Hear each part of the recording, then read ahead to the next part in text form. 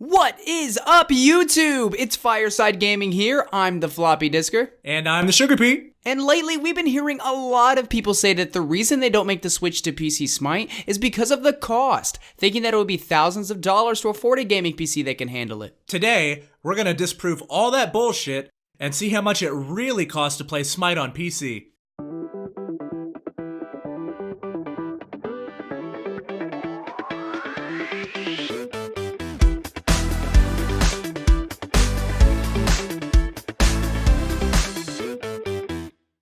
Alright, we did the research and this is what we find to be both cost efficient and it'll play Smite on high settings on the PC. We made this list about a week after Black Friday on Newegg. This was the most convenient website for us. We're sure it'll be the most convenient website for you. They're not sponsoring us, but they could. They could be sponsoring us. This, of course, is not the end-all be-all build for a PC. You could always find cheaper parts or better functioning parts, but this PC build will run Smite on high settings. As you can see, there's an overview of the cost of each individual item we have in the build, and of course each of the items used in the build are subject to change. If you want to just bypass the whole video and copy and paste the list we have, there is a link in the description of the video to each individual item and you can buy it yourself. This is the Ryzen 3 2200G, the powerhouse of this overall build. This contains the processor coming in at 3.5 GHz, a Wraith Stealth cooler, and an integrated Radeon Vega 8 graphics card, all for $100. I'm actually going to go a little deeper on the processor itself just to explain everything that's in it.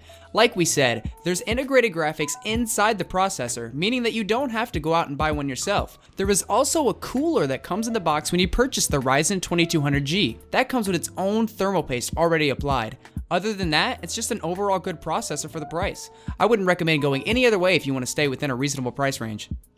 The motherboard we chose is an ASRock or ASRock, depending on how you pronounce that, B450M. The reason we chose this over any other is because it's cheap and it doesn't require a BIOS update because of the Ryzen processor, whereas say a B350 processor would. If you don't mind updating the BIOS, you could always go for something else. For the RAM, we went with the G-Skills Aegis, no pun intended, 8GB of DDR4 RAM. With the current processor, DDR4 is a must-have. If you get DDR3, it won't register.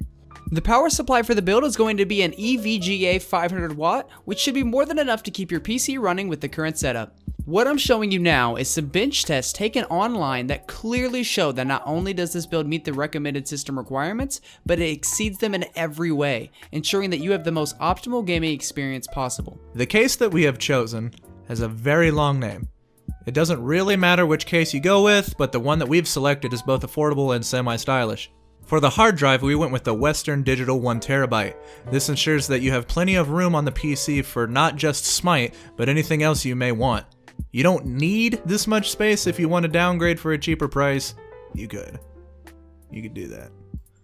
Since consoles come with a controller, we threw in an HP RGB LED keyboard and mouse. You could literally go to the nearest Goodwill and get a keyboard and mouse for like $3, but this selection looks cool and HP is a reputable company. And the total price for this PC is approximately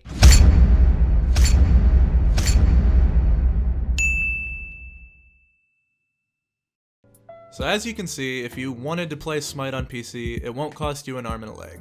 To be honest, it's actually somewhere in between the current prices of an Xbox One X and a regular Xbox One. This is our first video, and we really appreciate you guys watching. Don't forget to like and subscribe for more Smite-related content. Again, thanks so much for watching our video. We spent tons of time working on this, and we hope you enjoyed it. See ya!